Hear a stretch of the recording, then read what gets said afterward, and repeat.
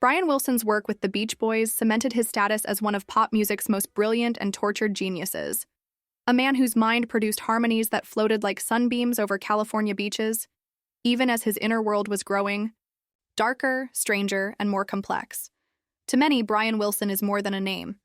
He's an emblem of what it means to create beauty while battling demons, a symbol of how fragile genius can be when exposed to the harshest lights of fame and expectation.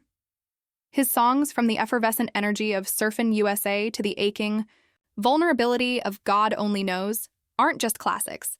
They're emotional time capsules that continue to echo through generations. The sound of the Beach Boys was more than just music. It was memory, emotion, adolescence, sunshine, heartbreak, and hope, all woven together by Brian's kaleidoscopic imagination. Tracks like California Girls, I Get Around, Good Vibrations, and Wouldn't It Be Nice are not just milestones in pop music. They're cultural touchstones, eternal soundtracks to summer days and youthful dreams. But behind those soaring harmonies and intricate melodies was a man burdened by deep emotional turmoil. Brian Wilson wasn't just writing songs. He was pouring out his soul, trying to translate a whirlwind of feelings, fears, and visions into music that made sense of the chaos inside him. His musical vision, far ahead of its time, reshaped the landscape of popular music. Before Brian, mainstream pop was often simple, linear, and predictable. A boy meets girl, falls in love, and lives happily ever after. But Brian introduced complexity, both musically and emotionally. He wasn't afraid to delve into anxiety, longing, and insecurity, all wrapped in lush arrangements that felt simultaneously classical and futuristic. Pet Sounds, perhaps his magnum opus, wasn't just an album. It was a confession, a sonic journey through the psyche of a man who saw the world in more colors than most could comprehend. But that brilliance came at a steep price. The same sensitivity that made Brian a visionary also made him vulnerable. The pressure of fame, the weight of expectation from fans, family, and critics, and his deepening struggles with mental illness and drug abuse created an emotional prison, from which he found it harder and harder to escape. As the 60s unfolded, Brian began to unravel. His reclusive tendencies grew. He withdrew from public life, from the stage, and even from his own band. There were times when he wouldn't leave his bed for weeks. The man who had once orchestrated the sound of a generation now found himself overwhelmed by inner voices, unable to cope with a world that moved too fast and expected too much. Born Brian Douglas Wilson on June 20th, 1942, in Inglewood, California, his early life was marked by a mix of musical encouragement and psychological trauma. His father, Murray Wilson, was both a driving force and a deeply destructive presence in his life. Murray recognized his son's prodigious talent early and pushed him to develop it, but often through manipulation, threats, and even violence. By the age of 8, Brian was already impressively proficient on the piano, and his ear for harmony was extraordinary. Despite being deaf in his right ear, a condition that would have discouraged many, Brian found ways to adapt, develop, and thrive musically. He didn't hear sound the way others did. He felt it, lived inside it. Music became Brian's refuge. He immersed himself in it as if it were a second language, and he began pulling his younger brothers, Carl and Dennis, into this private world. He would have them sing harmonies together, teaching them how to blend their voices into something richer than the sum of its parts. Even as children, the Wilson brothers were laying the foundation for what would become the iconic Beach Boys sound. It wasn't just talent, it was chemistry, and it started at home. In school, Brian was more than just a musical prodigy.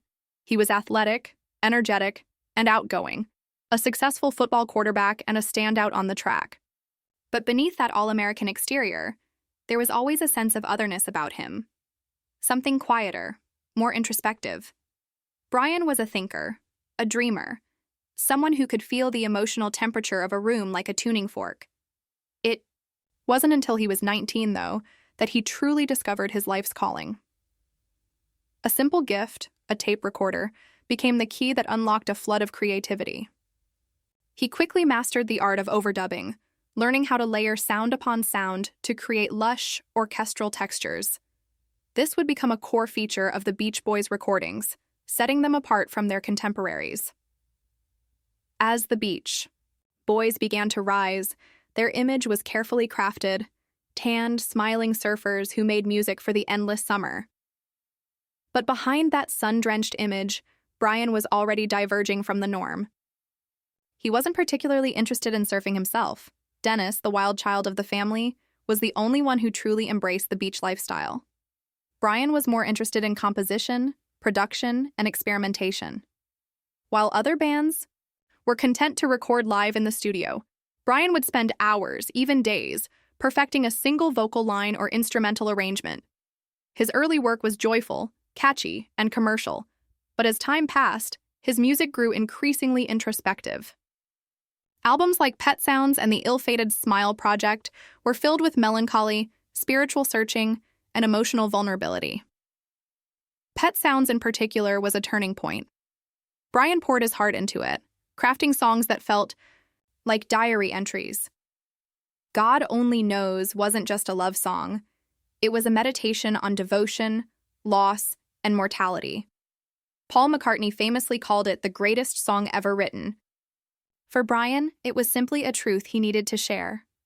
But the public wasn't quite ready for the emotional depth and avant-garde flourishes of Pet Sounds. While critics loved it, the album didn't perform as well commercially in the US, leaving Brian feeling rejected and disillusioned. He had offered the world his soul, and it hadn't been embraced. This was the beginning of a long, painful descent. He began to self-medicate, experimenting with LSD and other drugs in an effort to manage his growing anxiety and hallucinations. The drugs, instead of soothing him, only intensified the chaos in his mind. By the late 60s, Brian was unraveling. He spent much of his time isolated in his bedroom, refusing to participate in band activities. Stories from that period paint a picture of a man trapped in his own mind, overweight, paranoid, barely coherent, sometimes lying in bed for days at a time, blinds drawn, television blaring. The once vibrant creative force behind the Beach Boys had become a ghost of himself. His bandmates, frustrated and confused, tried to carry on without him, but the magic that Brian had brought to their sound was missing. Enter Dr. Eugene Landy, a controversial psychologist hired to treat Brian in the 1970s and again in the 1980s. Landy initially appeared to help Brian recover, encouraging better habits, organizing his life, and even overseeing musical projects. But over time, Landy's influence became more sinister. He gained legal control over Brian's finances and life decisions, isolating him further and using his power in ways many consider abusive. Brian was caught in yet another prison, this time one built under the guise of healing. It wasn't until the early 1990s that Brian was finally freed from Landy's grip, thanks to legal intervention and the efforts of family and friends who refused to give up on him. Slowly, painfully, Brian began to rebuild. He returned to music, began performing again, and started speaking openly about his struggles with mental illness. Diagnosed with schizoaffective disorder, he finally had a name for the voices, paranoia, and depression that had haunted him for decades. But perhaps the most miraculous part of Brian Wilson's story is not the fame, the music, or even the comeback. It's the resilience. Against all odds, Brian re-emerged in the new millennium, not just as a nostalgia act, but as a renewed artist. He completed Smile, the mythical album he had abandoned in the 1960s, and released it to critical acclaim. The moment he took the stage to perform it live, decades after it was first conceived, was a triumph of will, love, and spirit. The standing ovations weren't just for the music, they were for the man who had survived so much to bring it to life. As he aged, Brian became something of a living legend. His concerts were more than performances. They were communal acts of healing, where fans young and old came to witness a man who had touched their lives with his voice and his pain. He was no longer just a pop star. He was a testament to the human capacity for endurance, redemption, and transformation.